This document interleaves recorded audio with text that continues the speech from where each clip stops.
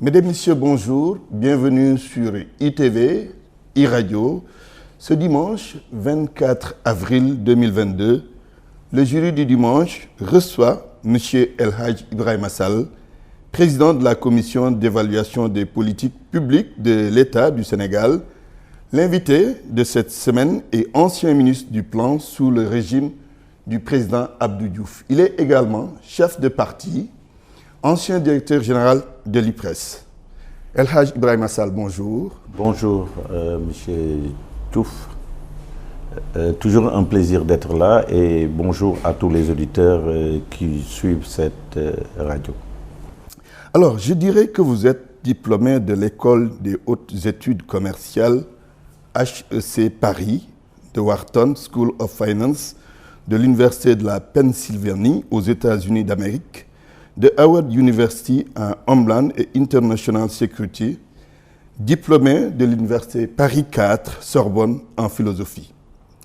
Vous avez enseigné en DA, mathématiques appliquées à l'Université Cheikh Anta Diop de Dakar, en économie à HEC Paris, en management des grandes organisations à l'Université Paris 9 Dauphine, puis en économie publique à l'École supérieure de commerce de Paris. Pour terminer, vous êtes ancien enfant de troupe au Prytanée militaire de Saint-Louis, que vous avez eu à intégrer en 1972, où vous avez obtenu le diplôme de préparation militaire élémentaire, puis un diplôme de préparation militaire supérieure. El Hadj Ibrahima Sall, vous avez été plusieurs fois lauréat du concours général au Sénégal avec le premier prix de philosophie. N'est-ce pas? La présentation est loin d'être exhaustive. Je pouvais encore ajouter que vous êtes auteur, puisque vous êtes l'auteur de l'ouvrage intitulé « Demain, la République ». Dans ce nouveau numéro du jury du dimanche, on va s'intéresser à la mission que le président de la République, Macky Sall, vous a confiée. Votre travail consiste à évaluer les politiques et programmes publics de l'État du Sénégal. Presque tous les domaines sont concernés. La santé, l'éducation, la jeunesse et l'emploi, la famille, le secteur pétrolier et gazier. Il y a également la défense et la sécurité, pour ne citer que cela. Je vais d'abord citer le président de la République, Macky Sall, qui dit ceci. L'évaluation des politiques et programmes publics est un enjeu majeur du siècle. Elle doit nous faire passer d'une démocratie formelle à une démocratie de participation et d'exercice.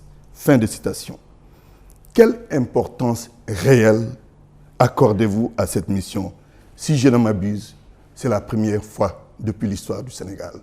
Je vous remercie, Antoine. Vous avez effectivement posé la question centrale qui concerne cette mission-là, qui est la mission d'évaluation des politiques publiques. Tout juste pour vous donner une information, une idée de l'importance de la mission, la même commission existe en France. Elle est présidée par le président de l'Assemblée nationale française. Donc c'est le président de l'Assemblée nationale en France qui préside la commission d'évaluation des politiques publiques que moi je préside ici au Sénégal. Le choix du Sénégal étant légèrement différent du choix de la France, puisque la France part du fait que le Parlement contrôle l'exécutif et à ce titre-là devrait être investi des missions d'évaluation des politiques publiques. Au Sénégal, nous avons pensé que le contrôle est une chose, mais l'évaluation est quelque chose d'un peu plus différent, qu'il appartient à l'exécutif justement de conduire, de mener pour redresser ses programmes, changer, réformer. Donc il faut dissocier les deux. C'est ça, il faut dissocier les deux. Donc nous avons fait le choix au Sénégal d'avoir une commission d'évaluation des politiques publiques qui est logée dans le cabinet de M. le Président de la République, qui est mon interlocuteur direct, et à qui je rends compte des évaluations, des conclusions, des recommandations dans tous les domaines de la vie publique et dans tous les domaines de l'action publique. Et c'est un peu une très lourde responsabilité et je pense que le président a mis beaucoup de temps parce qu'il s'est voulu très exigeant avec cette fonction. Donc les ressources humaines qui ont été mises en place sont aujourd'hui, je peux le dire, les meilleures dans le monde pour ce qu'ils font et pour l'évaluation des politiques publiques. J'ai aujourd'hui des commissaires, une vingtaine associés à moi, qui sont excellents et très bons dans ce qu'ils font et dans des métiers d'évaluation des programmes et des politiques publiques. C'est une première dans l'histoire du Sénégal. C'est une première dans l'histoire du Sénégal, bien entendu, et que le président de la République a, en 2019, lorsqu'il a été réélu, mis cette institution au centre de nos institutions et de nos programmes publics et de nos politiques publiques. Alors aujourd'hui, donc, il s'agit de regarder dans tous les domaines de l'action publique comment on peut d'abord regarder si on va dans la bonne direction, parce que souvent les évaluations et les revues qui sont faites regardent si on avance vite ou pas, mais aujourd'hui il est question, au-delà du rythme, de regarder si on va dans la bonne direction. Je pense que les Sérères disent Reta yenga Djoufa, Anmeo Djoufa Mojum. Et donc aller vite c'est bien, mais savoir où on va c'est mieux. Donc l'idée est très simple, c'est que l'évaluation des politiques publiques permet de corriger, permet de fermer, permet de recommencer. Et donc vous voyez que derrière tout ça, il y a une action de transformation, il y a une transformation de l'action ministérielle. C'est-à-dire que vous ne faites pas des évaluations pour les ranger dans les tiroirs. Une fois que vous terminez vos évaluations, vous mettez en place un projet de transformation ministérielle avec les leviers transverses de la transformation, les acteurs clés, et vous suivez le processus de transformation jusqu'à la fin. Donc c'est toute une méthode de réforme de l'État qui ne dit pas son nom et qui est en fait au cœur de l'évaluation des politiques publiques. L'État que vous connaissez bien. Mais vous avez commencé ce travail fastidieux, on va dire, depuis 2021 et vous allez l'achever en 2023. Comment les choses sont organisées pour obtenir des résultats quand même crédibles, on va le dire comme ça. Voilà, aujourd'hui, deux choses sont indépendantes, deux choses sont importantes justement dans le processus d'évaluation des politiques publiques. C'est l'indépendance et c'est la crédibilité, comme vous venez de le dire. Il est important que nous ayons des évaluateurs crédibles et indépendants. C'est la raison pour laquelle d'ailleurs nous sommes liés par une sorte de charte de code de déontologie sur les questions d'évaluation. Que vous avez déjà défini. Mais que nous avons déjà résolu, que les commissaires signent avant de faire partie de la commission d'évaluation des politiques publiques. Donc il y a le noyau dur qui est fait de commissaires, de 20 commissaires autour de moi, de toutes les nationalités, ayant une expérience... Il n'y a pas que des Sénégalais alors. Non, il n'y a pas que des Sénégalais dans la commission. C'est-à-dire qu'aujourd'hui, il y a par exemple 20 personnes. En France, par exemple, il y a le plus grand chercheur en méthode quantitative sur l'évaluation des politiques publiques. Nous avons un Sénégalo-français qui est un binational, un Halpulaar, donc qui s'est occupé depuis des années et des années de la réforme de l'État au niveau de l'Élysée, au niveau de la primature, donc de Sarkozy à Emmanuel Valls. Donc nous avons des profils comme ça qui touchent à tous les domaines et qui sont la commission elle-même. Autour de la commission maintenant, il y a 200 personnes à peu près au moins qui s'occupent de problématiques différentes et qui sont des groupes d'experts. Aujourd'hui, par exemple, pour évaluer la politique culturelle, j'ai une vingtaine d'experts qui sont rompus dans les politiques culturelles et qui vont se réunir pour définir les cahiers de charges. Donc les cahiers de charges sont définis par les experts, ce groupe d'experts. Il y a des groupes d'experts sur les questions de changement climatique et de politique de durabilité. Il y a un groupe d'experts sur les politiques agricoles. Il y a un groupe d'experts sur les questions des lieux de privation de liberté, donc prison, lieu de garde à vue, sur la famille, la jeunesse, sur la justice, sur la jeunesse. Donc non seulement la commission existe, mais elle est entourée, sanctuarisée par des experts de très haut niveau. Et alors ces gens-là définissent les normes de travail, les protocoles, et ils définissent les cahiers de charges. Et maintenant, ce n'est que dans un dernier temps que nous sélectionnons des experts extrêmement compétents dans le domaine. Par exemple, pour donner un cas concret, dans le domaine de la santé, aujourd'hui, j'engage depuis plus d'1 an une évaluation non seulement de la politique de santé, donc la façon dont nous pensons la santé, la politique de santé, mais aussi de notre système de santé, c'est-à-dire l'organisation dans laquelle il s'est. Aujourd'hui, ça date de... ça fait plus d'1 an que nous sommes en train d'évaluer cette affaire-là. Et nous sommes en train de l'évaluer avec 37 professeurs agrégés. 37 professeurs agrégés. Voilà, qui sont impliqués dans la tâche, impliquant les sociétés savantes du Sénégal, impliquant les associations de malades, impliquant les syndicats, impliquant les directeurs d'hôpitaux, impliquant aussi les matrones et les agents communautaires de base, sans compter les enquêtes de satisfaction, les enquêtes de perception, les enquêtes sur la confiance du système. Donc c'est tout un ensemble de choses extrêmement lourdes qui, depuis plus d'1 an, sont en train d'être faites sur le terrain et qui vont aboutir à des recommandations très précises auprès du président de la République. Vous êtes déjà engouffré dans le fond du débat. La question sanitaire, on va l'aborder en profondeur. Mais question préjudicielle toujours. Dites-nous, un travail aussi bien organisé nécessite forcément d'énormes moyens financiers. Tout à fait. Parlons de coûts. Tout à fait. Le budget mis à la disposition de cette commission. Mais une évaluation comme ça, elle coûte entre 200 et 300 millions. Parce qu'il y a des auditions, il y a des enquêtes, il y a des ateliers. Par exemple, nous avons auditionné tous les responsables. Par exemple, pour vous donner une idée, par exemple, nous avons 17 commissions. Une commission qui s'occupe des questions de la santé des écosystèmes, puisque nous avons vu que le Covid était une maladie qui a été transmise des animaux vers les individus. Donc, d'où l'importance justement de nous occuper des questions de pathologies qui naissent de l'environnement, des environnements. Donc, nous avons besoin de compétences bien précises en vétérinaire, en sciences forestières, ainsi de suite, ainsi de suite. Et après, nous nous sommes occupés des questions de santé publique et d'hygiène publique. Quel est l'état aujourd'hui de notre pays en matière d'hygiène? Et est-ce qu'il y a une éducation à l'hygiène? Est-ce que sur l'ensemble des territoires, nous avons des dispositifs qui nous permettent de préserver l'hygiène publique? Avant justement de rentrer sur les maladies, il y a les questions, une commission qui s'occupe des questions de gouvernance et de management des hôpitaux, puisque s'il y a des problèmes de management, il faut le savoir. Nous avons une commission qui s'occupe des maladies gériatriques émergentes et chroniques, donc toute la prospective médicale pour savoir les nouvelles maladies qui nous attendent. Nous avons une commission qui s'occupe de la chaîne anesthésie, chirurgie et réanimation. Nous avons une chaîne qui s'occupe des urgences sanitaires et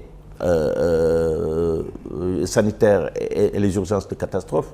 Par exemple, aujourd'hui, on s'est posé la question s'il y avait une catastrophe au Sénégal ou dans la presqu'île. Comment on devrait s'y prendre ? Est-ce que nous avons des hectares et des hectares quelque part dans l'arrière-pays où nous pourrions acheminer les populations. Donc, des questions de cette nature-là ont été posées le long de toute la chaîne. Pratiques. Est-ce qu'il y a des réponses pratiques à toutes ces questions? Justement. C'est important. Mais c'est très bien de poser la question en termes de questions, justement, parce qu'un cahier de charges en matière d'évaluation des politiques et des programmes publics, c'est d'abord une série de questions évaluatives très claires auxquelles il faudra apporter des réponses très claires.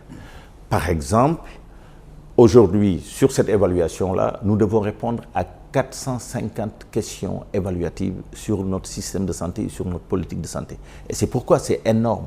Par exemple, quand on pose la question en matière de santé mentale, existe-t-il des protocoles et des procédures dans notre pays pour accueillir des malades et les orienter? Il va falloir aller chercher et y répondre de façon très claire. Nous nous posons la question, par exemple, en question évaluative, est-ce que le président de l'association de chirurgie esthétique, ce qu'on appelle donc les sociétés savantes, est-ce qu'elles participent à l'élaboration des politiques publiques? Il a fallu les auditionner. Il a fallu, en plus des auditions, les mettre face à face, ainsi de suite. Est-ce qu'aujourd'hui, par exemple, nous avons un système qui permet de répertorier les incidents dans les hôpitaux et d'en tirer un classement? Par exemple, ça c'est des questions de conformité, des questions de normes. Est-ce que les protocoles, les normes ont été bien définis? Est-ce que nous avons besoin d'une autorité de la santé qui prend du recul par rapport au ministère pour justement discuter de ces normes Est-ce que nous avons besoin d'une notation? Comme on note les agences de notation de rating, est-ce qu'on aura besoin de noter les hôpitaux, les établissements, les structures, les services? Mais oui, donc nous avons tout un tas de questions que nous nous posons, très sérieuses, 450 questions au moins, et auxquelles nous allons répondre point par point et formuler des recommandations en face. Pour tous les domaines? Dans tous les domaines, sur les plateaux techniques, sur la couverture nationale, sur les évacuations sanitaires, sur, que dis-je, les évaluations régulières, partielles ou générales, sur des structures de santé. Est-ce qu'elles sont publiées? Est-ce qu'on les rend publiques? Et tout un ensemble de questions. Et même je vais très loin aujourd'hui. Nous nous sommes posé la question de la formation des médecins. Devrait-on continuer à former les médecins comme on les forme aujourd'hui? Ne devrait-on pas inclure dans leurs cours des cours de psychologie du patient et insister sur les sciences comportementales et les recruter après le bac, non seulement sur des coefficients intellectuels, mais sur des coefficients émotifs? Est-ce que les médecins doivent être suivis psychologiquement tout le long de leur carrière? Doivent-ils bénéficier d'une formation continue tout le long de leur carrière? Voilà des questions clés. Et demain, il faudrait, par exemple, modifier la rémunération des médecins en fonction du temps mis pour consulter le client. C'est une piste. Parce que, bon, aujourd'hui, la rémunération, elle est fonction de la spécialité. Demain, il faudra inciter le médecin à rester plus de temps avec le patient, à l'écouter plus et à valoriser l'écoute et des compétences particulières. Alors, Elhadji Ibrahima Sall, pour ce qui est de notre système sanitaire, on sait qu'il y a à redire d'abord, mais à redire. Quelles limites objectives avez-vous notées durant toutes ces enquêtes que vous êtes en train de mener? Alors aujourd'hui, les enquêtes sont en cours, mais je peux les vous livrer. Mais voilà, vous les réservez au président de la République. Mais non seulement elles sont réservées au président de la République, mais je pense que c'est parce que nous avons un processus à court. Mais il y a déjà des choses qui se dégagent qui sont très claires. Les choses qui se dégagent qui sont très claires, c'est que la nécessité d'une approche holistique de la santé reste un point majeur et il n'est pas articulé dans nos politiques de santé. Ça, c'est clair. Donc, plus de coordination, plus d'animation, plus d'interaction et plus de participation à des pans qui sont soi-disant à la périphérie de la santé et qui sont pourtant, malgré tout, au cœur de la santé, mais des populations. C'est le premier point. Le deuxième point qui est évident, c'est la question de l'organisation de services bien particuliers.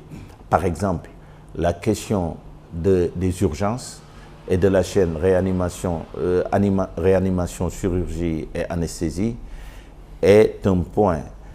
La question de la santé communautaire, donc les agents de sécurité, les agents de santé communautaire, plus les Badianougor. D'ailleurs, nous allons nous réunir dans une semaine à Saly, je pense dans quelques semaines. Avec les Badianougor. Avec les Badianougor de l'ensemble du territoire et avec les agents sanitaires de l'ensemble du territoire, pour que tout le monde puisse être consulté. Aujourd'hui, ce qu'il y a de clair, c'est que, nous devons aller vers plus de formation du personnel enseignant, du personnel soignant. Deuxièmement, il faut avoir des structures où la confiance dans le système sera renforcée. Et pour la confiance, c'est effectivement les évaluations, c'est les enquêtes de perception, c'est les enquêtes de confiance, c'est les indices de confiance, mais c'est aussi aller au-delà, trouver une sorte de médecine de proximité, et je peux dire médecine de famille ou médecine de ville, pour justement aider le patient à faire face à la médecine et à régler des problèmes de santé. Tout ça, c'est à bâtir, c'est à construire, et nous avons vu ça. Mais je pense que ce qui est sorti, par exemple, les discussions que nous avons eues avec tous les professeurs, toutes les sociétés savantes, c'est la nécessité d'avoir une haute autorité de la santé qui note, qui donne des protocoles, qui valide des protocoles de soins. Parce qu'encore une fois, aujourd'hui, nous faisons ce que nous faisons bien, tant bien que mal, mais sans protocole de rigoureux, sans ces questions, mais de formalisation, mais des procédures et des choses comme ça. Alors, je voudrais quand même dire une chose importante, deux choses. Je voudrais dire qu'il ne faut pas que l'arbre cache la forêt et qu'un incident ou un accident grave à punir qui est arrivé dans une structure de santé cache le mérite et le travail que font tous les jours les médecins et le personnel soignant de ce pays qui arrivent à guérir 1000 personnes à chaque fois qu'il y a un accident. Donc je pense que ça, c'est une question de justice à rétablir, puisque nous les avons vus faire un travail remarquable. Et tous les jours, et d'ailleurs je vais rendre hommage au professeur Ousmane Ndiaye qui s'occupe de la question de la santé maternelle, infantile et néonatale, qui fait un travail extraordinaire dans notre commission d'évaluation, pour dire que tous les jours, il y a des pédiatres, il y a des sages-femmes qui aident les Sénégalais et qui les soulagent dans leur souffrance. Oui. Et enfin, l'autre point, c'est que une commission d'évaluation n'est pas un service de SAMU national. C'est-à-dire que nous ne répondons pas aux appels de détresse et nous ne sommes pas dans le court terme. Nous voulons bâtir des choses qui durent et les choses qui durent ont besoin de recul. Donc le travail de répondre à la détresse des populations immédiatement, tout le temps, partout, c'est l'affaire du ministère de la Santé, c'est l'affaire des structures de la santé. Cela n'a rien à voir avec le travail d'évaluation que nous faisons. Oui, et qui on espère que les conclusions que vous allez remettre au président de la République ne seront pas rangées dans les tiroirs. Non, elles ne seront pas. Il faudrait une application pour que cela ait un sens. Mais les conclusions ne seront pas rangées pour deux raisons. La première raison, c'est que le président de la République lui-même, c'est lui qui a demandé et qui m'a instruit d'évaluer le système de santé.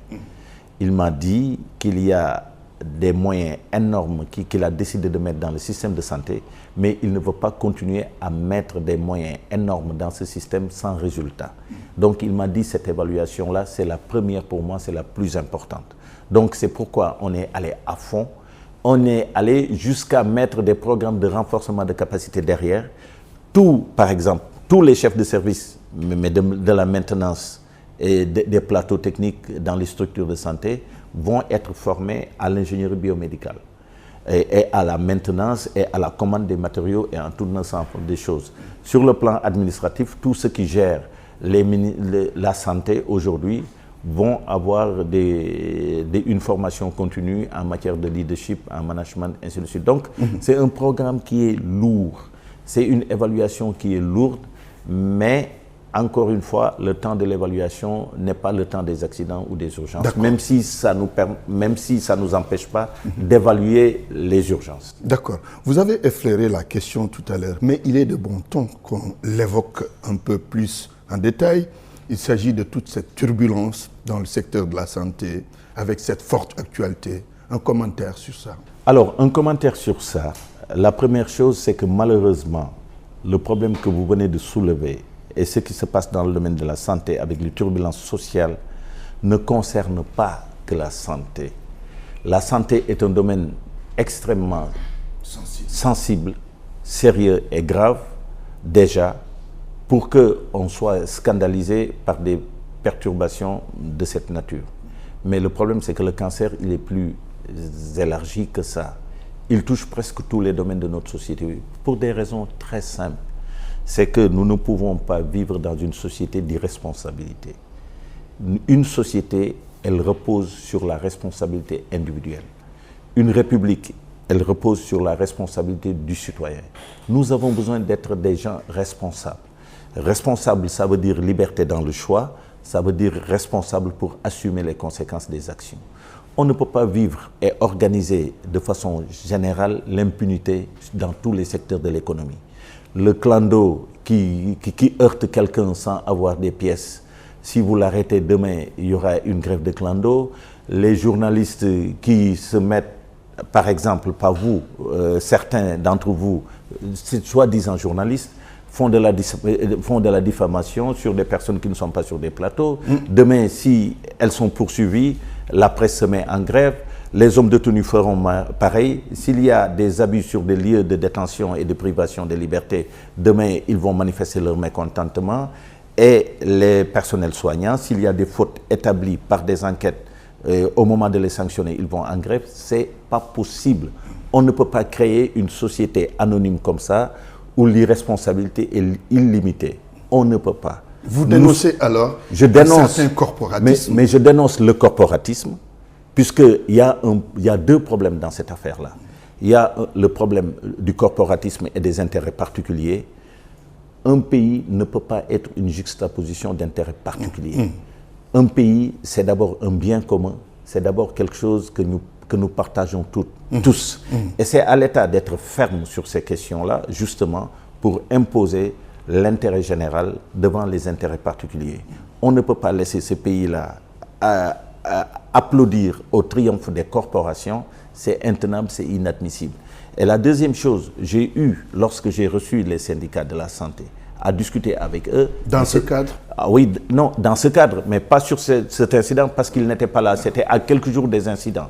J'ai rencontré les syndicats et quelques jours après, cet incident est arrivé.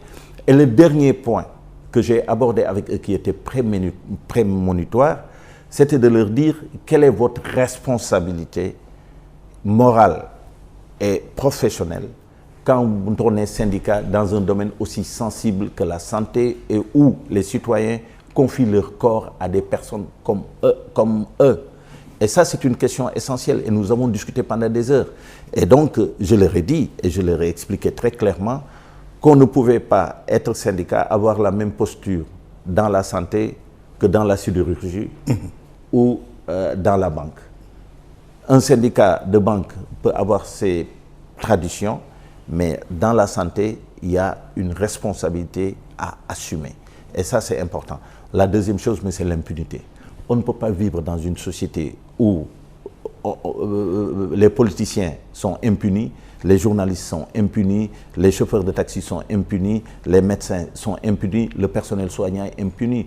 Personne n'est au-dessus des lois. Si maintenant nous décidons que à chacun, quelqu'un qui fait partie d'une corporation est nécessairement impuni parce qu'il y a un corporatisme qui défend l'impunité, mais à partir de ce moment-là, il faut être juste. Il faut ouvrir nos prisons et libérer tout le monde.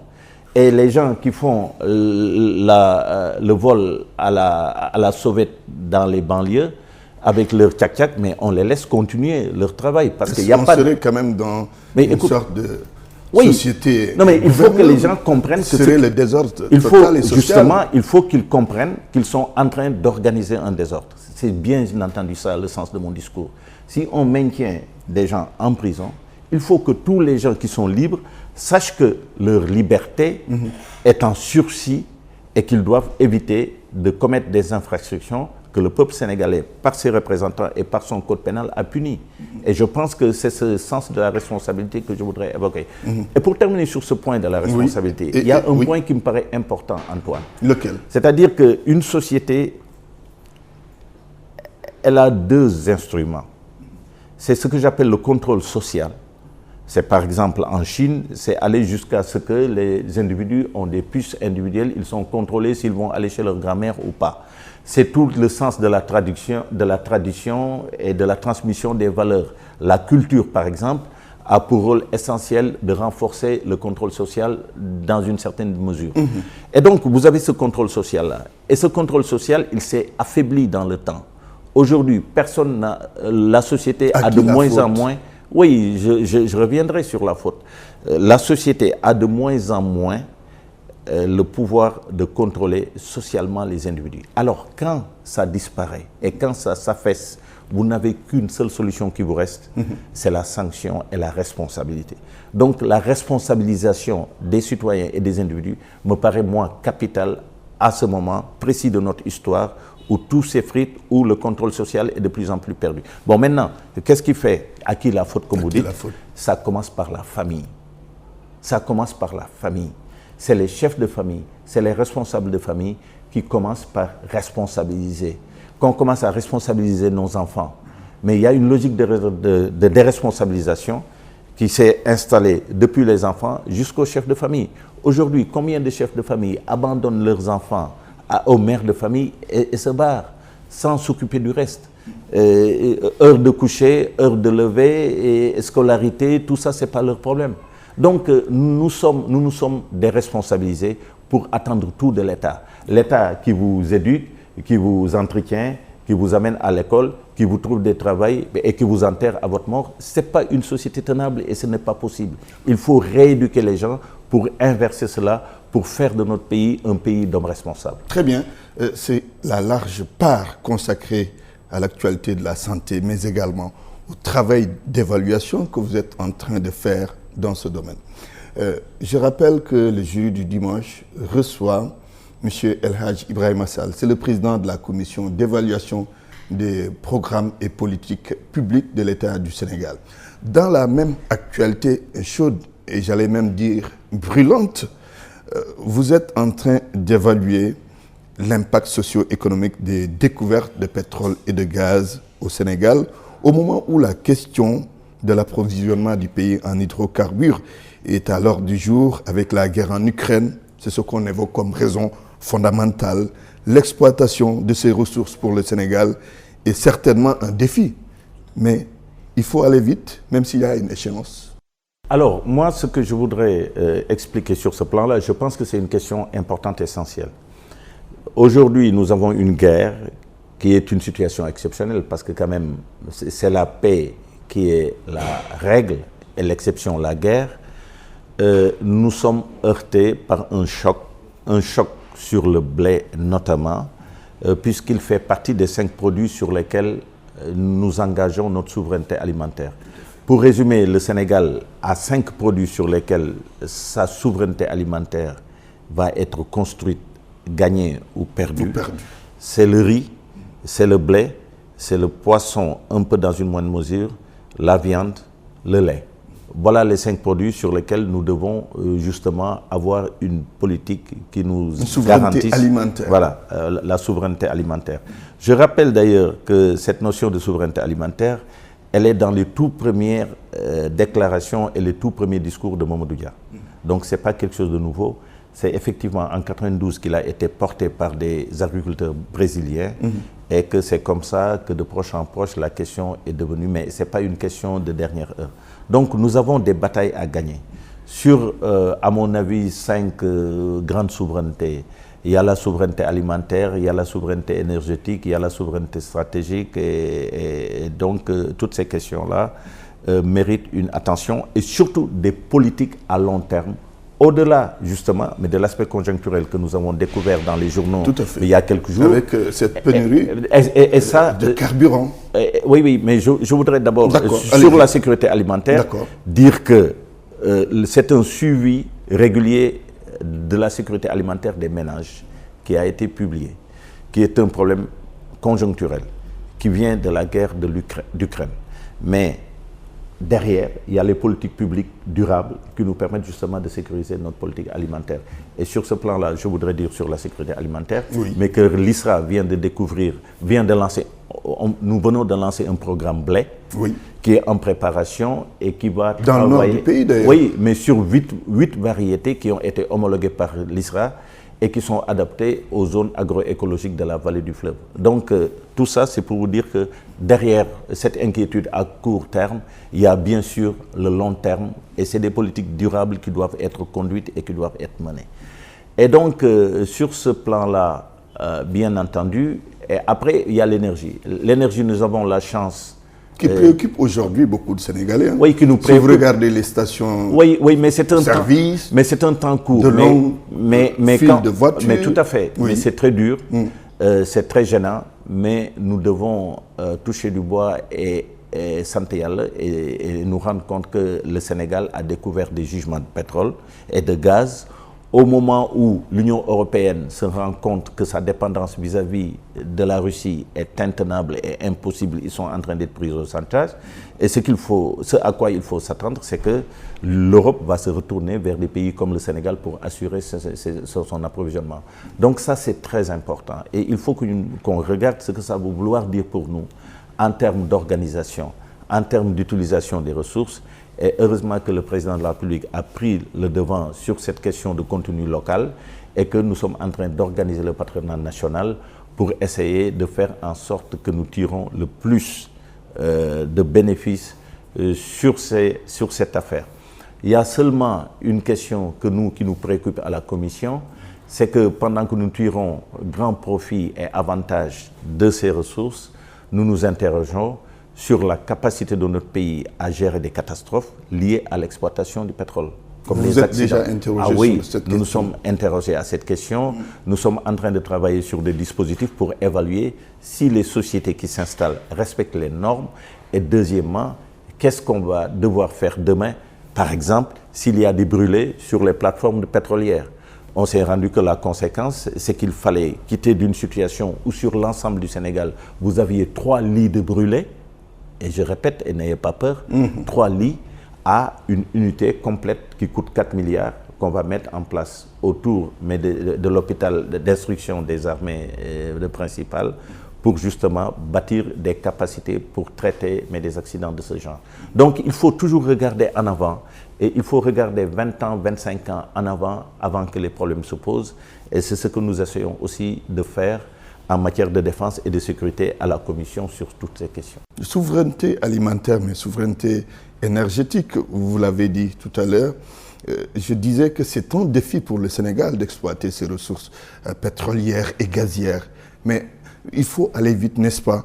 Oui, même s'il y a une échéance. Oui, mais il faut aller vite en respectant même la planification. C'est pour ça que je parle d'échéance. Même le désordre. Déjà défini. Mais j'ai l'habitude à dire à des jeunes qui me parlent, je leur dis même un désordre, ça se planifie. Oui. Donc aujourd'hui, on a une très bonne idée de la planification et l'exploitation du pétrole ne va pas tarder. Dans 2 ans au Sénégal, nous allons commencer à exporter nos puits de pétrole offshore et ça pour le plus grand bien du Sénégal. En tout cas, nous aurions eu, à mon avis, et la souveraineté énergétique et la souveraineté alimentaire. Oui. Et je pense que c'est grâce à la volonté du président de la République et des bonnes politiques publiques qui ont été conduites. Vous n'avez pas de crainte que cette situation actuelle qu'on est en train de vivre s'empire? Ça peut s'empirer conjoncturellement, mais la guerre d'abord, elle ne peut pas continuer éternellement en Russie.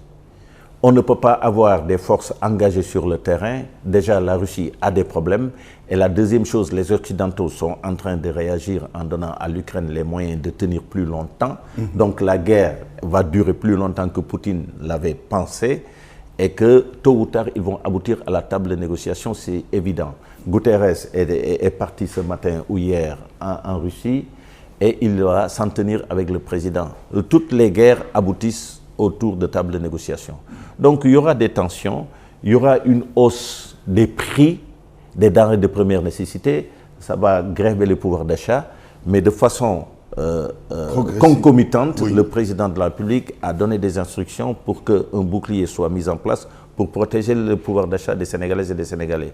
Et cela se fait par des subventions, mais les subventions, c'est des ressources, c'est de l'argent qu'il faut aller tirer quelque part, et c'est la difficulté de l'exercice, et je pense que c'est un exercice qui va frapper tout le monde. Vous savez, quand il y a une interdépendance dans le monde, et que les 2 pays qui fournissent le monde en blé, comme l'URSS et l'Ukraine, se battent, il est normal que ça se traduise par des hausses des prix et par des tensions et qu'il y ait des tensions sur l'énergie. Et que ce soit ressenti par dans 2 ans, si les mêmes événements, je ne le souhaite pas, se répétaient, le Sénégal serait plus indépendant parce que nous aurions notre propre pétrole et nous pourrions prendre des cargaisons en haute mer pour les ramener. C'est la vie normale des sociétés humaines et c'est la vie normale des êtres humains dans l'histoire, ponctuée de guerre et de paix. Mais heureusement plus que de paix que de guerre, parce que la guerre n'est qu'une trêve intéressée de la paix, en fait. Mais c'est la paix qui est fondatrice de l'évolution des sociétés. Vous êtes en train d'évaluer l'impact des découvertes pétrolières et gazières au Sénégal. Il y a pas mal de secteurs qui disent qu'ils sont impactés, la pêche, l'agriculture. Est-ce que vous voyez ce que ça peut faire comme conséquence et comment tenir compte de tous ces plaignants? Non, je suis tout à fait d'accord. Je suis tout à fait d'accord et vous avez tout à fait d'accord. Vous savez, vous avez tout à fait raison. C'est-à-dire que l'histoire, elle avance. Quand un pays fait des découvertes, il est créé qu'il y a une valeur ajoutée qui se crée dans un secteur donné, qui est le secteur du gaz et pétrole, qui était à zéro, qui va avoir des entreprises nettes, des travailleurs trouver du travail, et des sous-traitants trouver de l'argent, ainsi de suite, et il y aura de la richesse nécessairement. De la même façon, et pendant le même temps, forcément, il y aura des secteurs économiques qui vont être impactés, comme la pêche. Et l'idée, justement, c'est de ne pas protéger des secteurs ou des sous-secteurs donnés, c'est de protéger des emplois.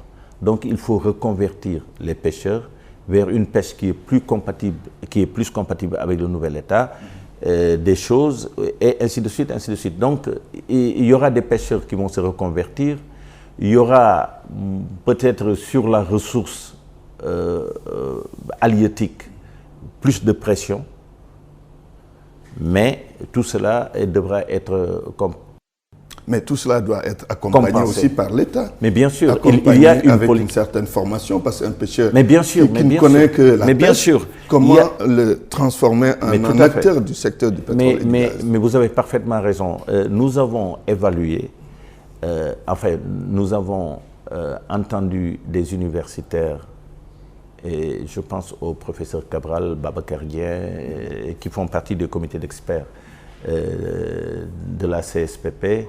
Nous les avons entendus sur les études qui ont été déjà faites et projetées sur l'impact des découvertes de gaz et de pétrole sur l'emploi au Sénégal.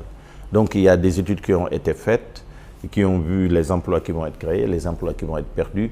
Mais encore une fois, ça c'est le sens de la vie. À chaque fois que quelque chose de crée, vous avez, à chaque fois qu'il y a une innovation, c'est des emplois qui sont créés, c'est des emplois qui sont perdus. L'important, c'est deux choses. C'est qu'il faut qu'il y ait plus d'emplois créés que d'emplois perdus. Et deuxièmement, ceux qui perdent leur emploi, qu'ils soient reconvertis dans les nouveaux métiers. Donc, c'est l'individu qui doit s'adapter aux progrès technologiques et aux innovations, mais on ne doit pas passer notre temps à essayer de financer et à entretenir artificiellement des secteurs qui ne tiennent plus ou qui ne peuvent plus tenir.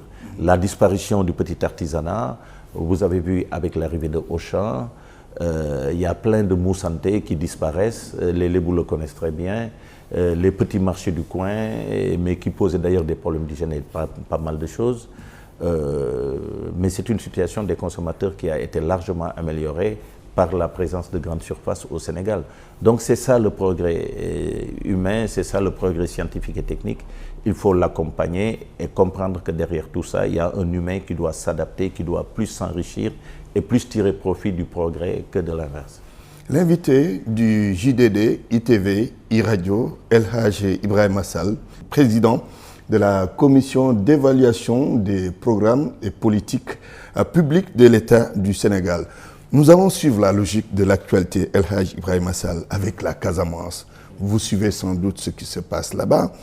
Vous vous intéressez sans doute aux questions de défense et de sécurité avec de nombreux déplacés, 15 000 on va dire, sinon près de 15 000. Comment déjà vous jugez ce qui se passe en Casamance avant d'entrer dans les questions de défense et de sécurité de façon intrinsèque? D'accord. Je vous remercie, Antoine.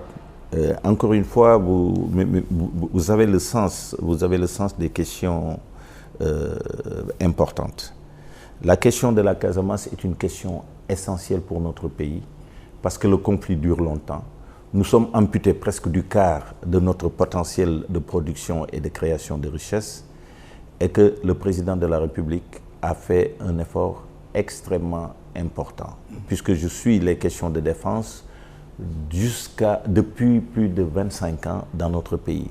Je me rappelle quand j'étais tout jeune ministre du Plan, je participais à des planifications top secret défense au plus haut niveau pour voir les moyens dont devait disposer notre armée pour faire face justement à la rébellion en Casamance et pour mener des opérations et des actions.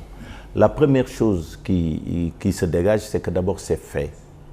Et c'est des félicitations que je voudrais personnellement adresser au chef suprême des armées et à toute l'armée nationale et à toutes les forces de défense et de sécurité de s'être engagés de façon franche, nette, pour mettre fin à cette rébellion. Je pense que nous sommes en train de réduire des résistances isolées et nous sommes en train de consolider notre position. Nous sommes en train de suivre, de traquer et de réduire toutes les formations rebelles plus ou moins éparses. Mais aujourd'hui, vraiment, la question de du conflit casamancé a fait un bond qualitatif grâce, à l'effort d'armement, à l'effort de planification. Et nous avons fait beaucoup d'efforts sur ce que l'on appelle techniquement le format des armées. Et le format des armées a été amélioré de façon très sensible. Sans compter bien sûr les réflexions qui ont été menées au plus haut niveau sur les questions de doctrine d'emploi des forces et qui nous ont permis aujourd'hui d'avoir des hypothèses d'engagement très claires de nos troupes et de savoir en cas de conflit comment on intervient, qui intervient. Donc ce travail-là est un travail professionnel qui a été fait de façon remarquable au plus haut niveau. Nous avons aussi bien entendu réfléchi sur la loi nationale qui organise la défense nationale sur le territoire, qui est une loi 78-23, si mes souvenirs, 70-23, qui a été modifiée une fois en 2008 par la loi 2008-28 et qui fixe la façon dont nous menons notre défense nationale.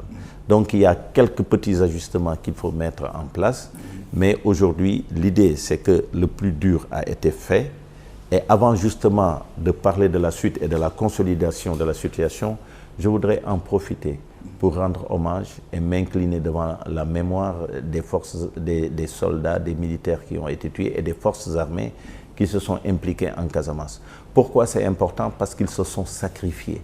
C'est les meilleurs d'entre nous qui sont partis pour nous. Puisque tout simplement se sacrifier, ce n'est pas consentir avec résignation.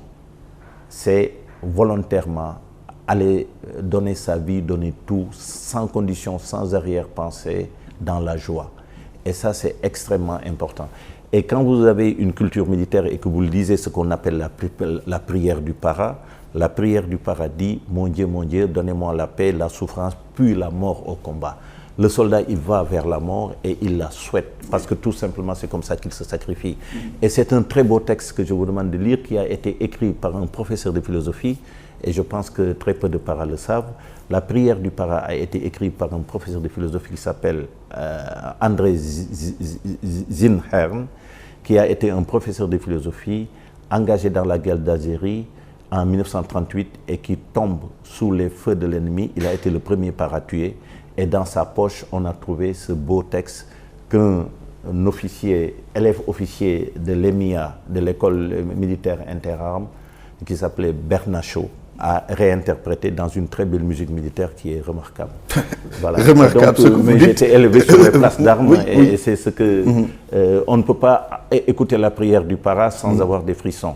Et alors, je voudrais justement sur la consolidation dire qu'aujourd'hui il est question de consolider. Consolider par une présence encore plus forte de nos troupes dans les zones où il y a de la rébellion.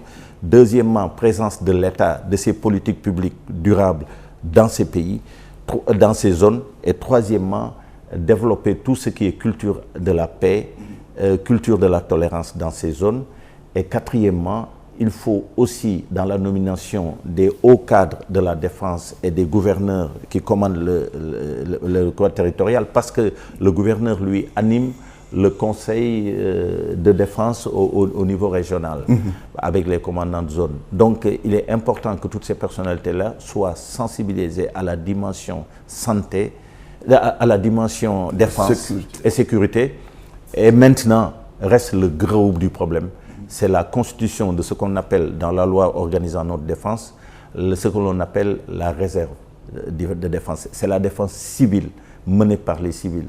Nous allons travailler sur cette réserve-là, essayer de voir la façon la plus efficace possible, comment on peut mobiliser nos civils pour faire face demain à un danger. Vous savez qu'en Ukraine, justement, c'est une armée qui est toute petite, mais ce qui a retardé l'avancée des troupes soviétiques, mais c'est la réserve civile qui a été mobilisée. Absolument. Et il faut que nous travaillions sur ce point-là. Et d'ailleurs, je vais plus loin. Il ne s'agit pas seulement de les mobiliser pour l'engagement en cas de conflit. Il faut que les populations comprennent qu'ils sont au début et à la fin de la défense en étant les maillons centraux du renseignement. D'accord. Moi, ça me paraît essentiel et nous avons un système de renseignement que nous devons bâtir. Et justement, il nous reste 5 petites minutes. Dernière question sur la sécurité avant de parler un peu d'emploi et de jeunesse. Nous sommes dans un contexte de terrorisme. Aucun pays n'est épargné. Est-ce que notre pays, le Sénégal, est assez bien outillé avec ces hommes qui assurent notre défense et notre sécurité pour faire face à toute éventualité? Oui, nous sommes bien équipés, nous sommes bien préparés, nous sommes bien conscients des dangers et je vais vous les illustrer en vous disant en quoi. Le seul point, c'est qu'en matière d'insécurité, personne n'est à l'abri de rien. Et d'autant que vous avez une guerre asymétrique avec des gens qui ne revêtent pas une forme claire et distincte. Donc c'est le premier point. Maintenant, mais moi, qu'est-ce qui me rassure? Ce qui me rassure d'abord, c'est l'analyse stratégique au niveau le plus élevé. Nous avons une école aujourd'hui de guerre qui a été créée avec un centre de doctrine, avec un centre de doctrine d'emploi des forces. Nous avons le CHETS qui fait un travail remarquable en matière de stratégie et nous avons des documents de stratégie de qualité au plus haut niveau. Ça, c'est le premier point. Et sur le terrain, nous sommes en train donc de compléter le format des forces et la composition des forces. Nous sommes en train de voir, lorsque la menace se déplace un peu sur un flanc nord-ouest, nous avons bâti des capacités pour y faire face, puisque nous avons les traditionnels commandements de zone, mais qui peuvent résister pendant 48 heures. Oui. Mais nous avons aujourd'hui des structures de renforcement, comme les bataillons de reconnaissance et d'appui, avant que, bien entendu, les unités de réserve générale ne soient mobilisées. Donc aujourd'hui, on a une organisation très structurée, avec 3 temps opérationnels. Et d'ailleurs, j'ai oublié le dernier temps, mais c'est la mise en œuvre des relations de coopération militaire. Et donc, nous avons toutes ces actions-là qui sont en train d'être menées et qui consolident ce que nous sommes en train de faire. Maintenant, la dimension terre, air, mer, elle est là présente. Il faut une dimension espace et puis renforcer le renseignement. Et ça, nous avons une idée claire de ce qu'il faut faire et le Sénégal est en train de faire un travail important avec justement 2 décisions qui ont été faites par le président. Assurer la continuité géographique et géophysique de notre territoire. C'était important d'avoir un pont sur la Gambie parce que la Gambie est une question intérieure. Il y aura aussi le pont sur la Mauritanie. Il y aura le pont sur la Mauritanie. Il y aura une base navale dans le nord. Donc nous avons assuré la continuité territoriale et nous avons, avec l'acquisition d'instruments et d'équipements d'armée de terre, renforcé la mobilité tactique de nos troupes. Donc aujourd'hui, je pense que tout est dans le bon sens, machallah. Nous avons besoin d'une seule chose, c'est la cohérence nationale, la cohésion nationale. Nous avons besoin de paix. Nous avons besoin de discipline. Et c'est la question essentielle. Et avec la paix, la discipline et la cohésion nationale, mais le Sénégal est un grand pays et il ira très, très, très loin. Bien dit, nous sommes au terme de cette émission. J'aurais bien aimé qu'on aborde d'autres questions comme la jeunesse et l'emploi avec les différentes politiques. Est-ce qu'elles sont mal articulées? En tout cas, certaines sont bien pensées. Et tout à fait. Ça, c'est bien d'avoir votre avis là-dessus. Oui, mais aujourd'hui, en 30 secondes, sur la question de l'emploi, il faut améliorer la gouvernance de l'emploi. C'est le premier point. Améliorer la gouvernance des programmes d'emploi. Et quand je dis le premier point, c'était la gouvernance politique de l'emploi. Les informations, la coordination des actions. Et donc, améliorer les questions de gouvernance. Et puis, améliorer la programmation financière des programmes d'emploi. Et je pense, en mettant enfin tous les outils technologiques aujourd'hui disponibles, notamment les algorithmes, l'intelligence artificielle, pour améliorer les processus qui sont en cours sur le marché du travail et pour avoir un marché du travail efficace. Mais encore une fois, ce qui donnera l'emploi aux Sénégalais, ce sera un pays calme, en parfaite cohésion, et où on ne met pas le feu sur les biens des investisseurs. Merci, El Hadj Ibrahima Sall. C'était un immense plaisir d'être avec vous dans le jury du dimanche sur ITV, iRadio. Vous êtes le président de la commission d'évaluation des programmes et politiques publiques de l'État du Sénégal. En tout cas, nous avons tant échangé sur d'autres questions avant cette émission, bien entendu. Et malheureusement, le temps a été très court pour pouvoir aborder d'autres questions. Mais on aura aussi d'autres occasions pour le faire. Je remercie l'équipe technique qui m'a accompagné pour cette émission. Babacar Ndiaye, Ndianko, Iba Marsen, Angèle. Merci pour le compte rendu. Babacar Fall dans immédiat.sn et Besbul Jour. Bon dimanche à toutes et à tous.